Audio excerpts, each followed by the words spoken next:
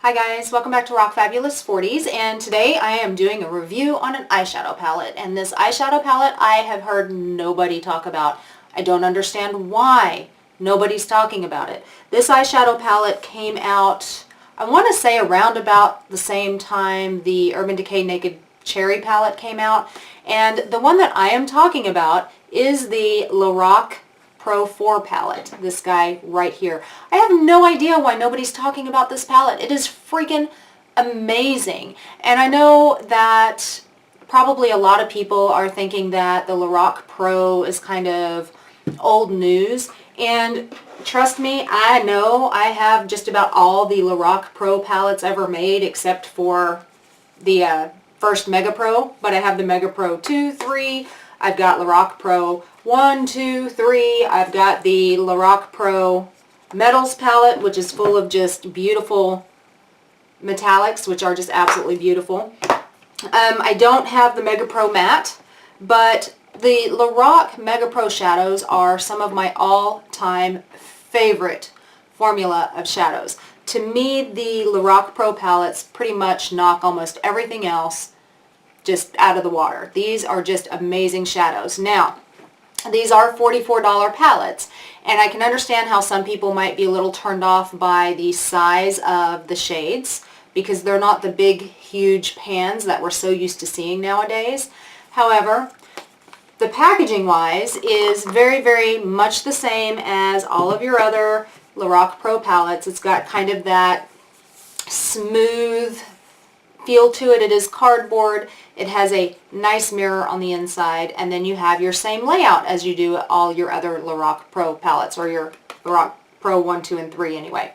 So you have a total of 16 shades. You have 8 across the top that are all matte, and you have 8 across the bottom, which most of which are shimmery metallic, with the exception of Java right here, which is a kind of a shimmer, but it's so depthful, is that a word, depthful, that the shimmer, when it's applied to the eye, when it's applied to the lid, the shimmer is not so shimmery.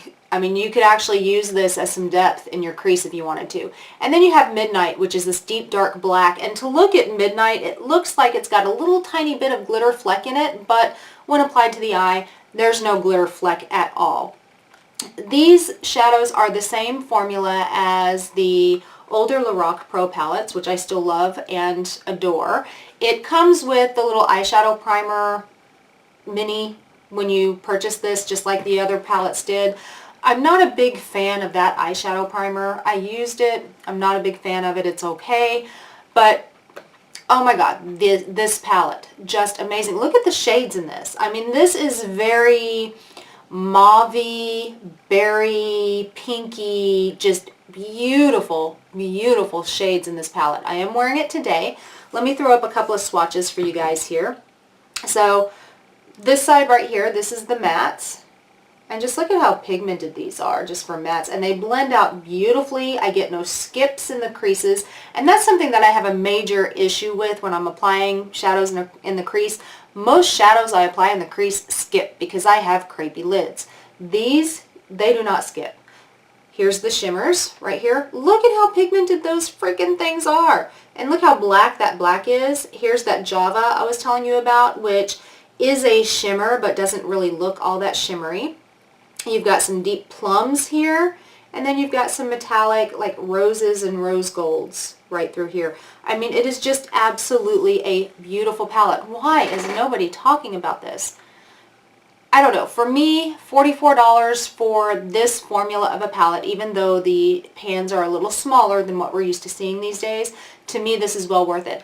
I have been getting more use out of this palette than I have any other palette in my stash, and I've got a ton of palettes. This one has been getting the most use, the most love, because the color story in it is beautiful. The textures are beautiful. However, these are a little bit powdery when you dip your brush into them, so you will get some fallout. So if you dip your brush into it, make sure you tap the excess off your brush, otherwise it will come down all over your cheeks. That's just kind of one of the standard things with the Lorac Pro shadows, is the formula is so soft and smooth that it does have fallout. It is powdery. However, I've used palettes that have been worse than this, so this is not the worst fallout palette I've ever used. But I'm willing to deal with some of that fallout and do my eyeshadow first before my makeup because I just love this palette so much. Alright, I tried to make it short and sweet. I hope it was. If you guys found this video interesting, go ahead and give it a big thumbs up.